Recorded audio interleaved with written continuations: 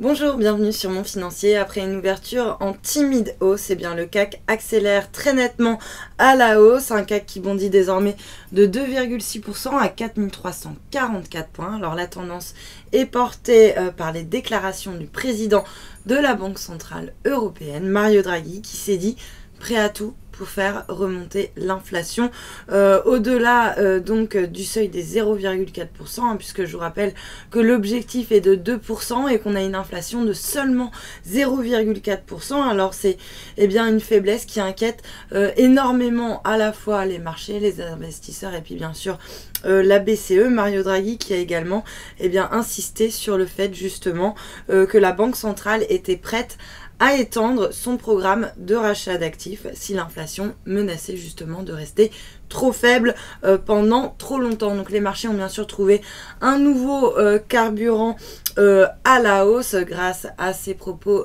très accommodants qui augurent finalement d'un lancement de QE à l'européenne, donc un plan d'assouplissement quantitatif qui va permettre d'augmenter les liquidités sur le marché, ce qui a tendance à entraîner les marchés à la hausse. Et puis on a eu également une autre bonne nouvelle en provenance de Chine cette fois-ci, ou plutôt de la Banque centrale de Chine, qui a décidé d'abaisser ses taux d'intérêt. Donc ça donne un nouveau souffle au marché. Là aussi, on a un assouplissement donc de la politique monétaire. Tout ça pour répondre à la faiblesse de l'économie chinoise, puisqu'on constate jour après jour que l'économie chinoise ralentit. Donc deux nouvelles qui sont logiquement saluées par le marché. Du coup, le CAC bondit de 2,67%. Donc comme je vous le disais, on est autour des 4345 points.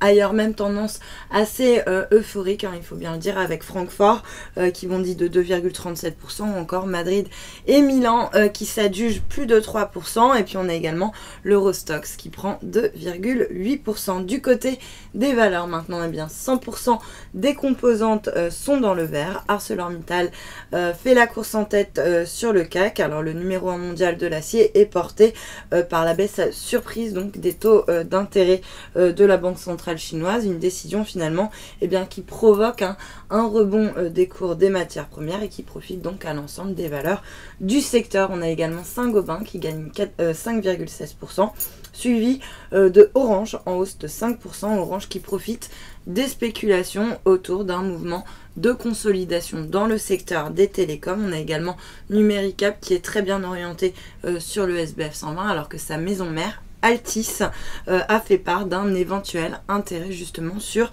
Bouygues Télécom, donc la filiale de téléphonie mobile de Bouygues. Et puis à l'inverse, lanterne rouge, on a quand même ST Microelectronics qui sème à nouveau le doute donc sur ses perspectives. Le titre donne 0,88%. En fait, le groupe a expliqué qu'il pourrait avoir besoin de plus de temps que prévu pour atteindre son objectif de marge opérationnelle. Donc une nouvelle qui est sanctionnée par le marché. Puis sur le marché d'échange, pas mal de mouvements également. L'euro qui chute en réaction aux propos de Mario Draghi, moins 0,9% par rapport au dollar. On revient sur les plus bas, 24,32. Même chose par rapport au yen, avec une monnaie unique qui chute donc de 1,2% pour revenir sur les niveaux de 146,35. Et puis le billet vert, quant à lui, qui reste à peu près stable, en légère baisse par rapport au yen, moins 0,27% à 117,75. Et puis pour terminer, l'once d'or qui est, elle, en revanche,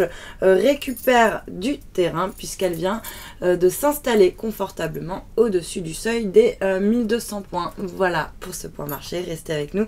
Très bonne journée.